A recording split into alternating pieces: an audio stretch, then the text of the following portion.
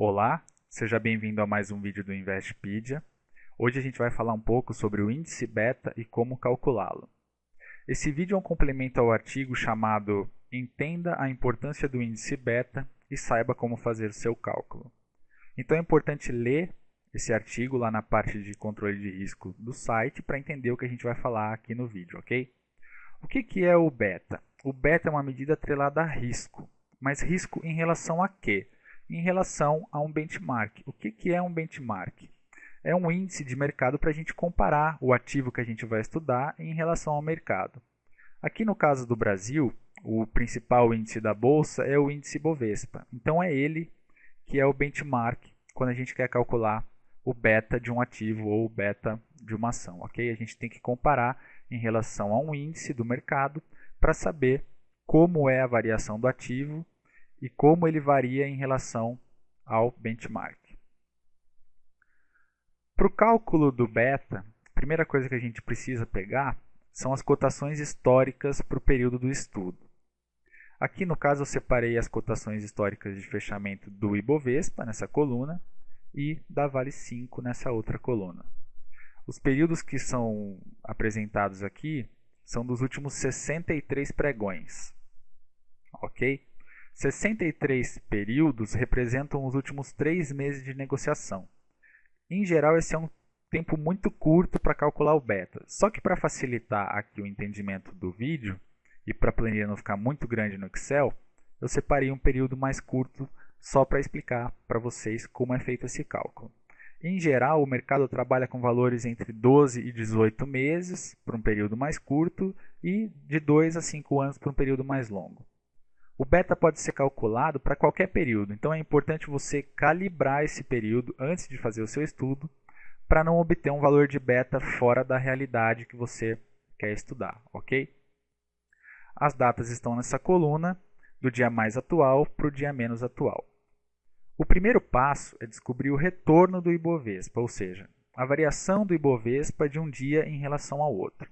Então a gente vem aqui nessa célula, digita um igual, e eu vou dividir o dia mais atual pelo dia menos atual para descobrir qual foi a variação.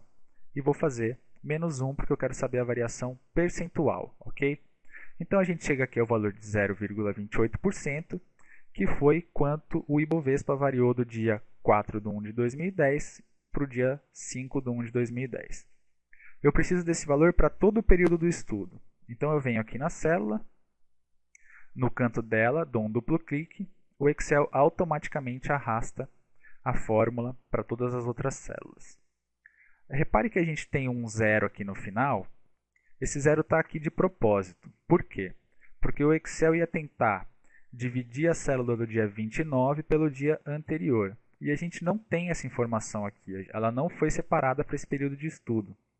Então, qual que é a dica aqui? Qual que é o macete? Se eu quero os últimos 63 períodos, eu separo um período a mais. Eu separo 64 períodos, porque um vai ficar com zero, então eu tenho os 63 daqui para cima, ok? Vamos voltar aqui.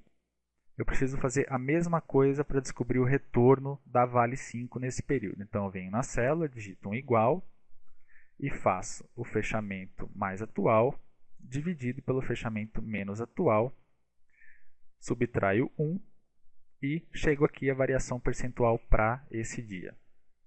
Só que, novamente, eu preciso para todo o período. Então, eu venho aqui na célula, no canto aqui, a hora que faz uma cruz, a hora que mostra uma cruz no cursor, eu dou um duplo clique e o Excel arrasta para todas as outras células, ok? Repare que o zero novamente está aqui. Qual que é o próximo passo agora? Eu preciso descobrir a variância do Ibovespa. Então, eu venho aqui nessa célula, digito var, o atalho no Excel para variância é var, e venho aqui e seleciono todo o período do Ibovespa, essa variação que a gente acabou de encontrar. Então, vou desde a primeira célula lá até a última célula. Então, eu chego aqui ao valor de 0,000291555. O próximo passo é descobrir a covariância da Vale em relação ao Ibovespa. Ou seja, eu vou comparar a variação do Ibovespa com a Vale. Então eu venho aqui, faço covar, que é o atalho no Excel para covariância. Primeiro eu separo o período inteiro que a gente encontrou do Ibovespa, desde a primeira célula até a última. Digito um ponto e vírgula e agora eu vou separar o período da Vale, desde a primeira até a última também, porque eu estou comparando um em relação ao outro. Então eu venho aqui até a última célula, fecho aqui. Então eu chego aqui à covariância da Vale 5 em relação ao Ibovespa. O que é o beta? Como a gente viu naquela fórmula, é a covariância dividido pela variância. Então eu venho aqui e divido a covariância pela variância. Eu chego aqui num beta da Vale de 1,22. O que significa isso? Como a gente viu no artigo, um beta maior que 1 significa um ativo agressivo, ele varia mais que o benchmark na mesma direção. Um beta igual a 1 é um ativo neutro, as variações dele serão muito próximas ao do índice Bovespa, que é o nosso benchmark. E um beta menor que 1 é um ativo defensivo, ou seja, ele varia menos do que o benchmark, mas na mesma direção. O beta que a gente encontrou para a Vale era de 1,22. A gente pode considerar um beta neutro, um ativo neutro, porque ele varia muito próximo do índice Bovespa, ok? A gente pode reparar aqui nesse gráfico, em azul a gente tem a Vale 5 e em verde a gente tem o Ibovespa.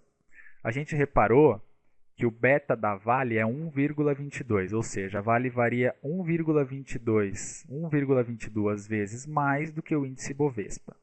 Esse gráfico aqui fica bem claro para a gente. Eu peguei aqueles dados históricos e plotei num gráfico, então a gente vê em azul aqui que a Vale subiu, variou mais que o índice Bovespa durante esse período. Ou seja, isso comprova aquele beta que a gente encontrou de 1,22. Ok? A Vale variou 1,22 vezes mais do que o índice Bovespa.